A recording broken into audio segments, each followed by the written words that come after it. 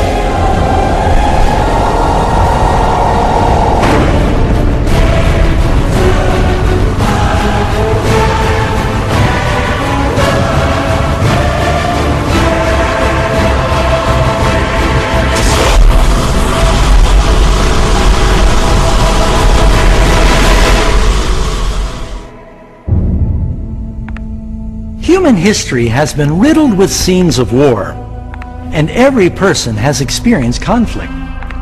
But to understand the origin of evil, we must travel back in time to the very first war of the universe, because this battle did not occur on Earth.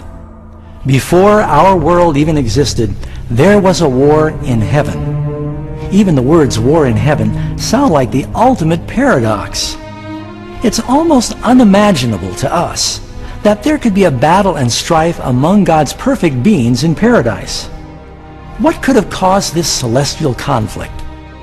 Thankfully, an ancient book called the Bible gives us enough details so that we can piece together the astonishing account. Although tragic, it's also an incredibly tender love story that reaches down through the ages, personally touching you and me and every individual on earth. Our story begins long ago in the very capital of the universe, in a place called heaven that was filled with angelic beings who delighted to do the will of God. Under the Creator's just and loving government, all of heaven enjoyed an existence of happiness and perfect bliss. The Supreme Prince of Heaven and Commander of the angels was the all-powerful and loving Son of God. Most know him by the name he took when he came to earth, Jesus. He was one in purpose and mind with God the Father. Heaven, under the compassionate rule of Father, Son, and Spirit, proved to be a place of wonder, peace, and joy. To carry out the commands of God, surrounded by a virtual ocean of countless ministering spirits called seraphim and cherubim, or more commonly, just known as angels. These powerful and intelligent creatures found their greatest joy in doing the bidding of the Almighty. But God created one extraordinary angel to serve as leader of the entire heavenly throng. The Bible tells us that his name was Lucifer, which means light bearer. This cherub was the greatest of God's created beings and held the position closest to God's throne and directly under Jesus in heavenly authority. Lucifer's job was to communicate the light and knowledge of God's will to all the other angels. Lucifer was God's most splendid created being. He was captivatingly handsome and endowed with astonishing powers of leadership and organization. Among the angels, he was greatly admired, respected, and loved as a friend. Yet, God foresaw the misery Lucifer was about to introduce into the kingdom of light. Full of wisdom and perfect in beauty, every precious stone was your covering. You were the anointed cherub who covers. I established you. You were on the holy mountain of God. You walked back and forth in the midst of fiery stones. You were perfect in your ways from the day you were created, till iniquity was found in you. As Lucifer began to ponder his own beauty and power, his heart gradually started to change. He allowed his focus to turn away from God, and he directed his love upon himself. How and why these seeds of rebellion germinated in his heart, we may never fully understand. But the prophet Isaiah provides this insight into Lucifer's thinking. How you are fallen from heaven, O Lucifer, son of the morning. How you are cut down to the ground, you who weaken the nations. For you have said in your heart, I will ascend into heaven. I will exalt my throne above the stars of God. I will ascend above the heights of the clouds. I will be like the Most High. Lucifer gradually began to covet the power of God, but not his character.